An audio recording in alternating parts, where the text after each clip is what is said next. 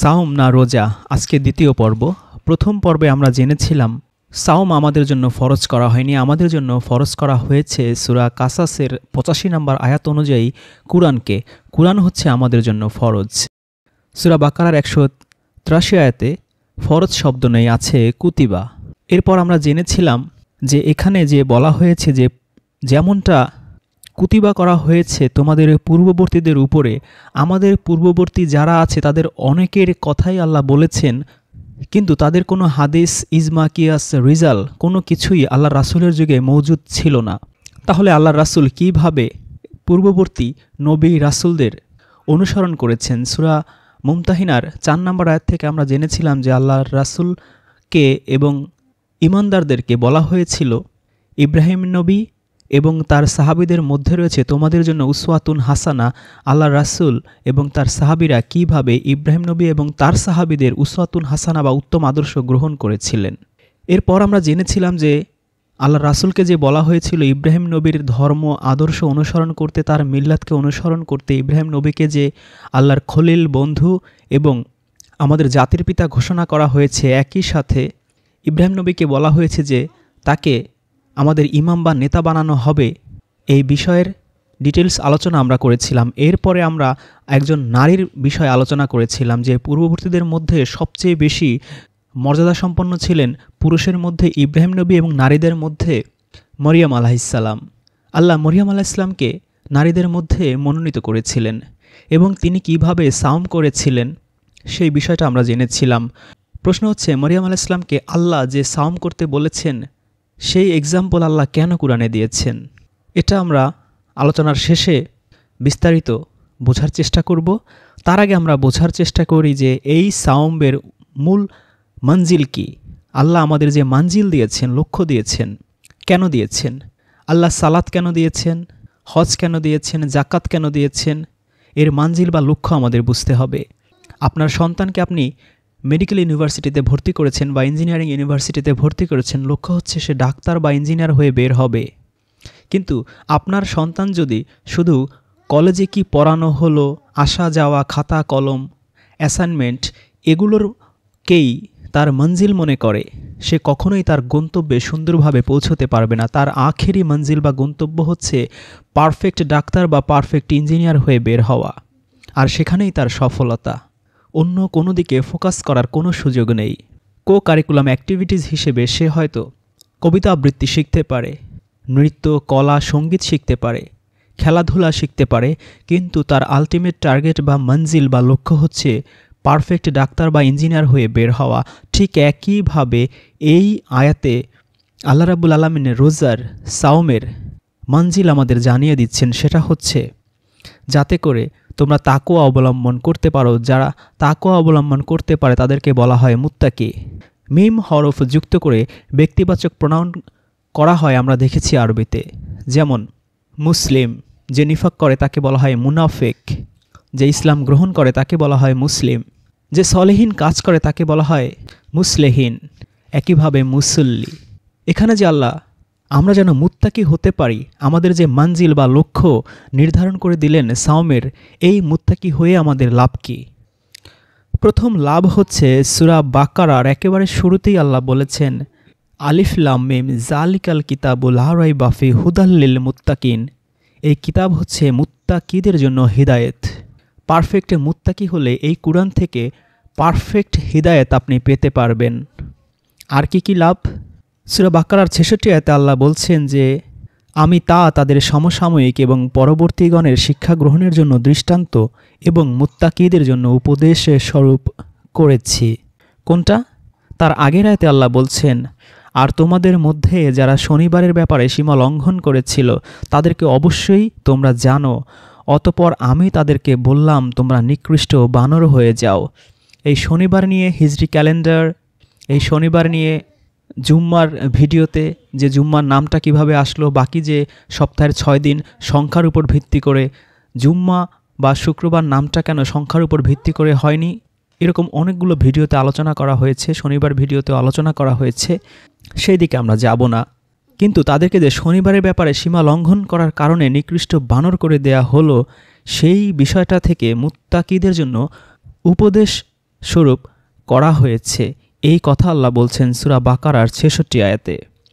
সূরা বাকারার ১৭৭ আয়াতে আল্লাহ রাব্বুল আলামিন বলছেন, তোমরা নিজেদের মুখ পূর্ব দিকে করো কিংবা পশ্চিম দিকে, এতে কোনো কল্যাণ নেই।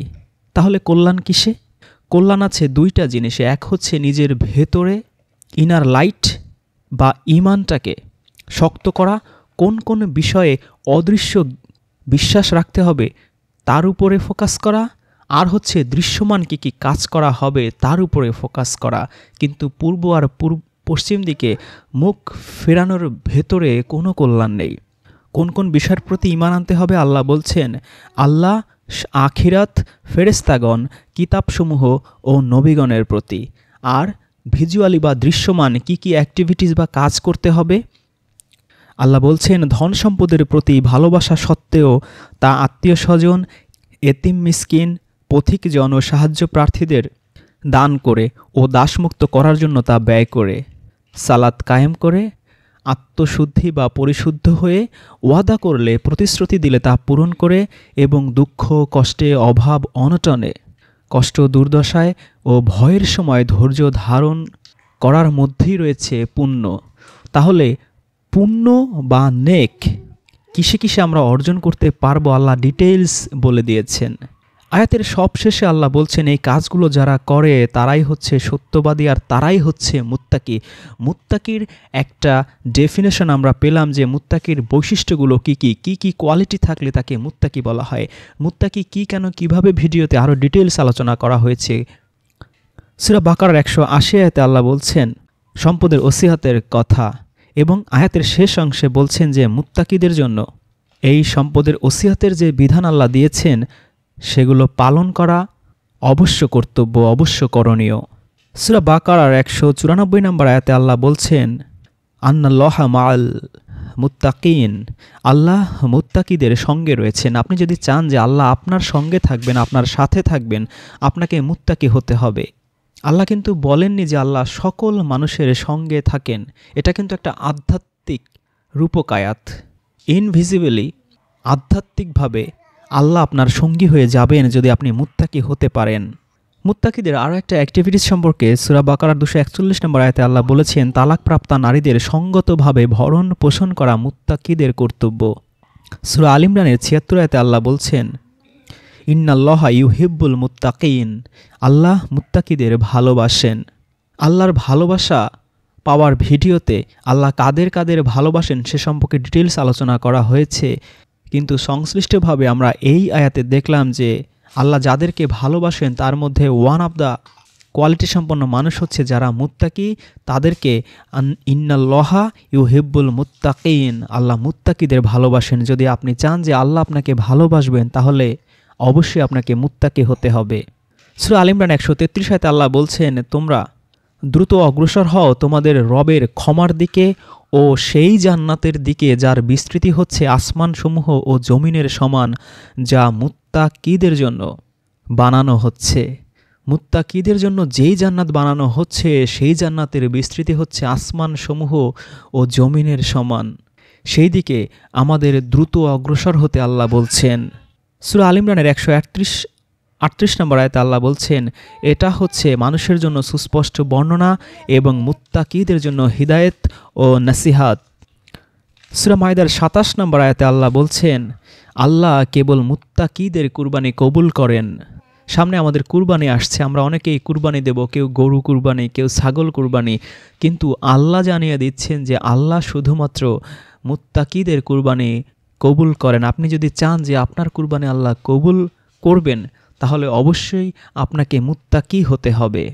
সূরা মায়দার ৪৬ আয়াতে আল্লাহ বলছেন, এটা পূর্ববর্তী কিতাব তাওরাতকে সত্যায়নকারী এবং মুত্তাকিদের জন্য সঠিক পথের দিশা ও নসিহাত। প্রশ্ন হচ্ছে কোনটা? সেটা হচ্ছে ইনজিল কিতাব। আল্লাহ বলছেন, ইনজিলে দিয়েছিলাম হিদায়েত ও নূর।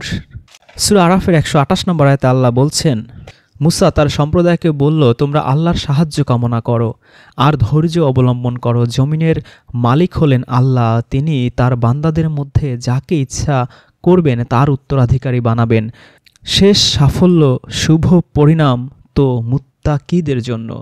মুত্তাকিদের পরিণাম হচ্ছে অত্যন্ত শুভ, অত্যন্ত ভালো। কিন্তু তাদের দুটো কোয়ালিটি আল্লাহ এই আয়াতে জানিয়ে দিচ্ছেন। একটা হচ্ছে তারা আল্লাহর সাহায্য কামনা করে, আরেকটা হচ্ছে ধৈর্য অবলম্বন করে, যেই ধৈর্যের কথা আমরা সূরা বাকারার 177 নম্বর আয়াতেও দেখেছি যে মুত্তাকিদের একটা কোয়ালিটি। সূরা তাওবার 4 নম্বর আয়াতে আল্লাহ বলছেন ইন্নাল্লাহা ইউহিব্বুল মুত্তাকিন, অবশ্যই আল্লাহ মুত্তাকিদের ভালোবাসেন।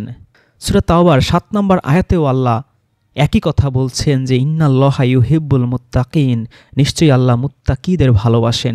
কতবার আল্লাহ তার ভালোবাসার কথা জানাচ্ছেন মুত্তাকিদের প্রতি, নিশ্চয়ই আমরা খেয়াল করতে পারছি। সূরা তাওবার 36 আয়াতে আল্লাহ বলছেন আন্নাল্লাহা মাআল মুত্তাকিন, নিশ্চয়ই আল্লাহ মুত্তাকিদের সাথে রয়েছেন, মুত্তাকিদের সঙ্গে রয়েছেন। সূরা তাওবার 123 আয়াতেও আল্লাহ বলছেন ইন্নাল্লাহা মাআল মুত্তাকিন, নিশ্চয়ই আল্লাহ মুত্তাকিদের সাথে রয়েছেন। আপনি যদি মুত্তাকি হতে পারেন, আপনার কোনো ভয় নেই, কোনো দুশ্চিন্তা নেই। পৃথিবীর আর কেউ আপনার কাছে থাকুক বা না থাকুক, আল্লাহ আপনার সঙ্গে রয়েছেন। সূরা হুদ 49 নম্বর আয়াতে আল্লাহ বলছেন নিশ্চয়ই শুভ পরিণাম মুত্তাকিদের জন্য। সূরা রাদ 35 আয়াতে আল্লাহ বলছেন মুত্তাকিদেরকে যে জান্নাতের ওয়াদা দেয়া হয়েছে তার দৃষ্টান্ত এই যে তার তলদেশ দিয়ে ঝর্ণাধারা প্রবাহিত, তার ফল ফলাদি চিরস্থায়ী আর তার ছায়াও। যারা মুত্তাকি, এটা তাদের কর্মফল। সূরা হিজর 45 নম্বর আয়াতে আল্লাহ বলছেন নিশ্চয়ই মুত্তাকিরা থাকবে জান্নাতে আর নির্ঝরিণীগুলোর মধ্যে। সূরা নাহল 30 নম্বর আয়াতে আল্লাহ বলছেন মুত্তাকিদের যখন বলা হয় তোমাদের প্রতিপালক কি অবতীর্ণ করেছেন, তারা বলে হাসানা, কল্যাণ। যারা সৎকর্ম করে তাদের জন্য এ দুনিয়াতে আছে কল্যাণ, আর তাদের পরকালের ঘর তো নিশ্চিতই কল্যাণকর। মুত্তাকিদের আবাসস্থল কতই না উত্তম। যারা মুত্তাকি তাদের আরও একটা কোয়ালিটি আমরা পেলাম যে আল্লাহ যা অবতীর্ণ করেছেন, যা নাজিল করেছেন, যেই কুরআন, এটাকেই তারা হাসানা মনে করে, তাদের আর কোনো কিছুর দরকার নেই। আর এই কুরআন, এই হাসানা অনুযায়ী তারা সৎকর্ম করে। যদি এরকম সৎকর্ম করে, আল্লাহ বলছেন তাদের জন্য এই দুনিয়াতে আছে কল্যাণ। আপনি যদি সূরা নাহলের 30 আয়াতের মতো করে বলতে পারেন যে আল্লাহ নাজিল করেছেন হাসানা, কল্যাণ, এবং সেই হাসানা, সেই কল্যাণ, সেই কুরআন মেনে চলে, সেই কুরআন অনুযায়ী আপনি সৎকর্ম করেন, আপনার জন্য দুনিয়াতেও রয়েছে কল্যাণ, তবে আখিরাতের ঘর নিশ্চিতই আরও কল্যাণকর। আল্লাহ আয়াতের শেষে বলছেন মুত্তাকিদের আবাসস্থল কতই না উত্তম। সূরা নাহল আয়াত 31 আল্লাহ বলছেন স্থায়ী জান্নাত যাতে তারা প্রবেশ করবে, তার নিম্ন দেশ দিয়ে ঝর্ণাধারা প্রবাহিত, তারা যা ইচ্ছে করবে সেখানে তাদের জন্য তাই আছে। আল্লাহ মুত্তাকিদের এভাবেই পুরস্কৃত করেন। কাযালিকা ইউখরিজুল্লাহুল মুত্তাকিন, আল্লাহ মুত্তাকিদের এভাবেই পুরস্কৃত করেন। আল্লাহর কাছ থেকে যদি পুরস্কার পেতে চান, আপনাকে মুত্তাকি হতে হবে।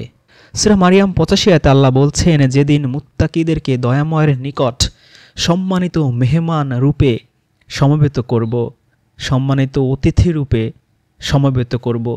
সুতরাং আপনি যদি চান যে আল্লাহর সামনে আপনি সম্মানিত মেহমান বা অতিথি বা গেস্ট হিসেবে উপস্থিত হবেন, তাহলে আপনাকে অবশ্যই মুত্তাকি হতে হবে।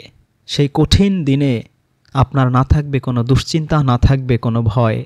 সূরা আম্বিয়ার 48 আয়াতে আল্লাহ বলছেন আমি মুসা ও হারুনকে ফুরকান দিয়েছিলাম, নূর দিয়েছিলাম ও বাণী দিয়েছিলাম মুত্তাকিদের জন্য। সূরা নূর আয়াত 34 তোমাদের নিকট অবতীর্ণ করেছি সুস্পষ্ট আয়াত, আর তোমাদের পূর্বে যারা অতীত হয়ে গেছে তাদের দৃষ্টান্ত ও মুত্তাকিদের জন্য দিয়েছি উপদেশ। সূরা ফুরকান আয়াত 15 তাদেরকে জিজ্ঞেস করো এটাই উত্তম না চিরস্থায়ী জান্নাত?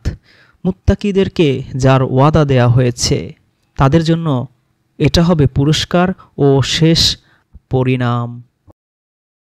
সূরা ফুরকানের 74 নম্বর আয়াতে আমরা একটা দোয়া দেখতে পাই, যে দোয়াটা আল্লাহ রাব্বুল আলামিন আমাদের শিখিয়েছেন।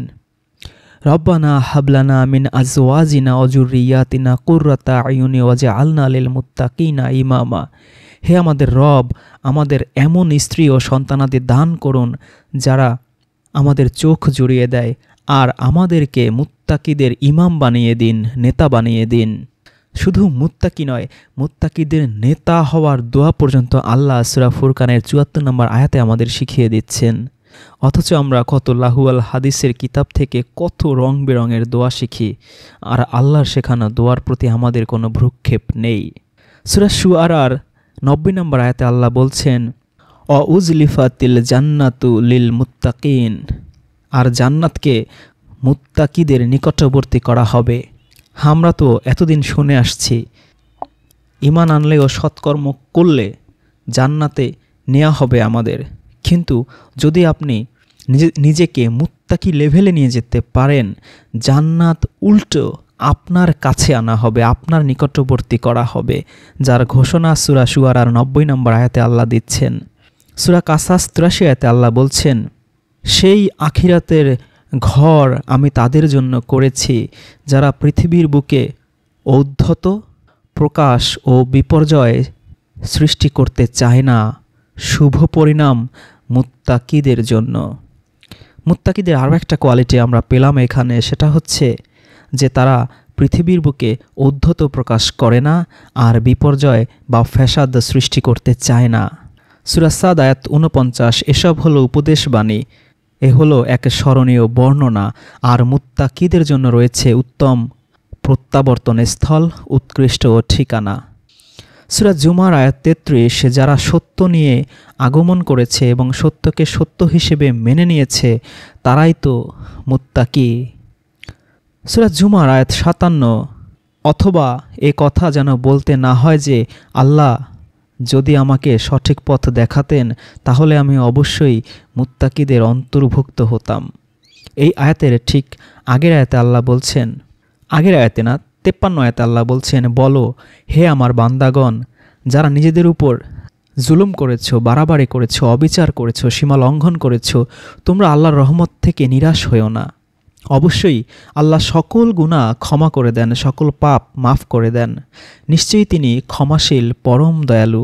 54 আয়াতে আল্লাহ বলছেন, তোমরা তোমাদের প্রতিপালকের অভিমুখী হও আর তার অনুগত হও তোমাদের কাছে আযাব আসার পূর্বে। আযাব এসে গেলে তোমাদেরকে সাহায্য করা হবে না। তোমাদের প্রতিপালকের নিকট হতে তোমাদের প্রতি যা অবতীর্ণ করা হয়েছে, যা নাজিল করা হয়েছে, তাতে যাকে উত্তম আখ্যায়িত করা হয়েছে তোমরা সেগুলোর অনুসরণ করো। তোমাদের কাছে হঠাৎ আযাব এসে যাওয়ার পূর্বে যে বিষয়ে তোমরা টেরও পাবে না, যাতে কাউকে বলতে না হয়, হায় আফসোস, আমি আল্লাহর প্রতি আমার কর্তব্যে অবহেলা করেছিলাম আর আমি তো ঠাট্টা বিদ্রূপকারীদের অন্তর্ভুক্ত ছিলাম। অথবা এ কথা যেন বলতে না হয় যে আল্লাহ যদি আমাকে সঠিক পথ দেখাতেন তাহলে আমি অবশ্যই মুত্তাকিদের অন্তর্ভুক্ত হতাম। হাসরের মাঠের এক আফসোসের করুণ কাহিনী আল্লাহ সূরা জুমারে আমাদের শোনালেন।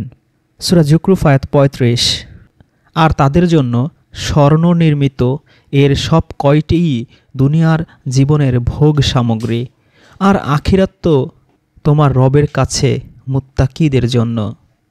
সূরা জুকরুফ আয়াত 67, বন্ধুরা সেদিন হয়ে যাবে একজন আরেকজনের দুশমন, বন্ধুরা সেদিন হয়ে যাবে একজন আরেকজনের শত্রু, তবে মুত্তাকিরা ছাড়া। সেই কঠিন দিনে মুত্তাকিরা ছাড়া সকল বন্ধুই একজন আরেকজনের শত্রুতে পরিণত হবে, দুশমনে পরিণত হবে। সূরা দুখান আয়াত 51, নিশ্চয়ই মুত্তাকিরা থাকবে নিরাপদ স্থানে।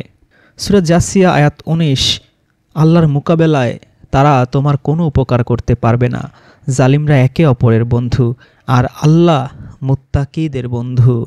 সূরা মুহাম্মদ আয়াত 15, মুত্তাকিদেরকে যে জান্নাতের ওয়াদা দেয়া হয়েছে তার উপমা হলো, তাতে আছে নির্মল পানির ঝর্ণা আর আছে দুধের নদী যার স্বাদ অপরিবর্তনীয়, আছে পানকারীদের জন্য সুস্বাদু সুরার নহর এবং পরিশোধিত মধুর নহর।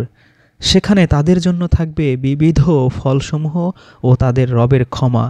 মুত্তাকিরা কি তাদের ন্যায় যারা জাহান্নামে স্থায়ী হবে এবং যাদেরকে পান করতে দেয়া হবে ফুটন্ত পানি যা তাদের নাড়ি ভুঁড়ি ছিন্ন বিচ্ছিন্ন করে দেবে।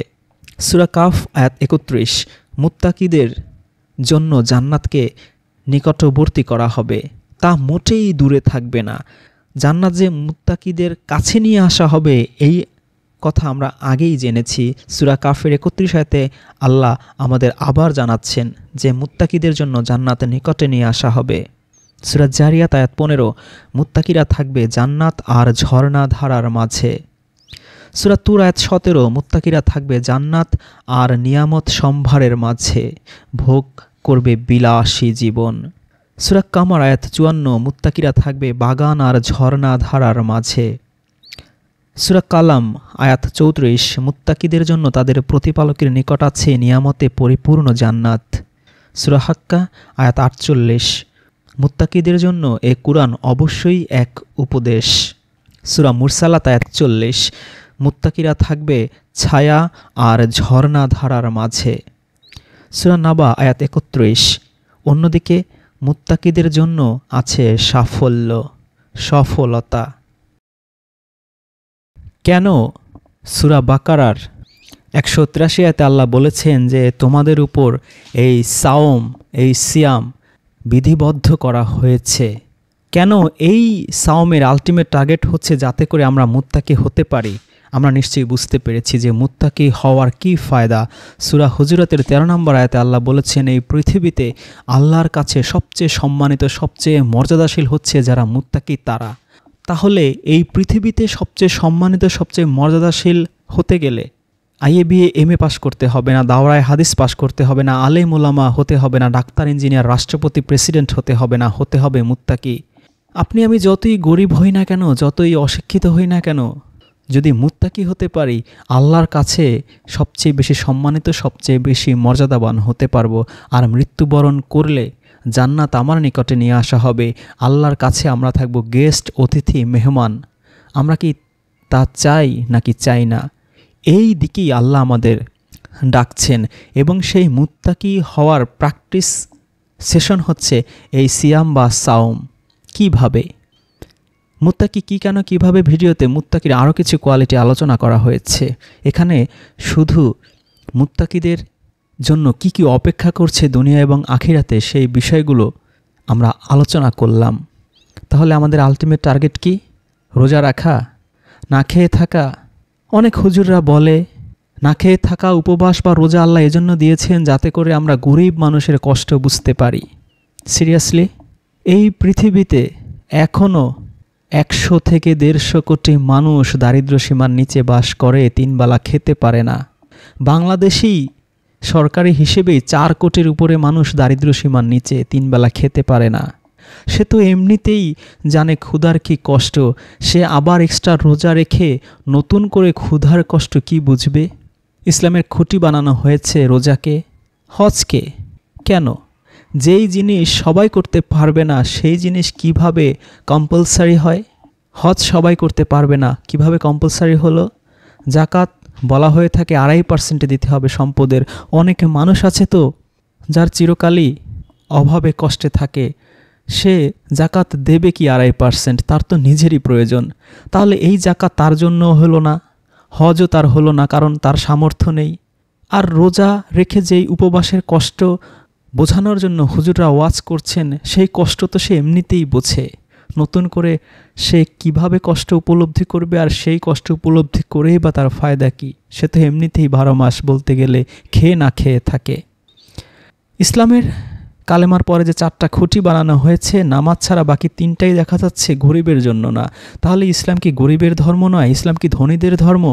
ইসলাম খুঁটি সমেত পালন করতে গেলে তাকে ধনী হতে হবে, তা না হলে সে হজ করবে কিভাবে, জাকাত দেবে কিভাবে, আর রোজাই বা কেন রাখবে? কারণ রোজা তো হচ্ছে গরিবের কষ্ট উপলব্ধির জন্য। আবার অনেক হুজুররা ইদানিং সায়েন্সের খুব অ্যাপ্লাই শুরু করেছেন। রোজা রাখলে শরীরের অমুক অমুক রোগ থেকে মুক্তি লাভ করা যায়, শরীরের ইমিউনিটি বাড়ে, রোগ প্রতিরোধ ক্ষমতা বাড়ে। জাপানের অমুক বিজ্ঞানীরা গবেষণা করে দেখিয়েছেন, আমেরিকার অমুক বিজ্ঞানীরা গবেষণা করে দেখিয়েছেন ফিজিক্যালি ফিটনেস এর জন্য রোজা খুবই গুরুত্বপূর্ণ। ফিজিক্যাল ফিটনেসের জন্য আল্লাহ রোজা দিয়েছেন, এরকমটা মনে করা কতটা মূর্খতা। গরিব মানুষের আর ফিজিক্যাল ফিটনেসের দরকার নেই কোনো, তার এমনিই তো তাহলে অটোমেটিক শরীর ফিট থাকে। কারণ বলতে গেলে জীবনের অধিকাংশ সময় তার রোজার মতো করেই কাটাতে হয়, যেহেতু 3 বেলা ভাত তার জোটে না ঠিকঠাক। যাই হোক, আমরা এই আয়াত দিয়ে বুঝলাম যে আল্লাহ সাওম দিয়েছেন কেন? যাতে করে আমরা মুত্তাকি হতে পারি। মুত্তাকি হওয়াটাই হচ্ছে আমাদের আলটিমেট টার্গেট এবং মঞ্জিল। আমরা এর পরের পর্বে আলোচনা করব কিভাবে এই সাওম মুত্তাকি হওয়ার ক্ষেত্রে আমাদের গড়ে তোলে। সে পর্যন্ত ভালো থাকবেন সবাই। মহান আল্লাহর দয়া, রহমত এবং শান্তি আপনাদের সকলের উপরে বর্ষিত হোক। সালামুন আলাইকুম।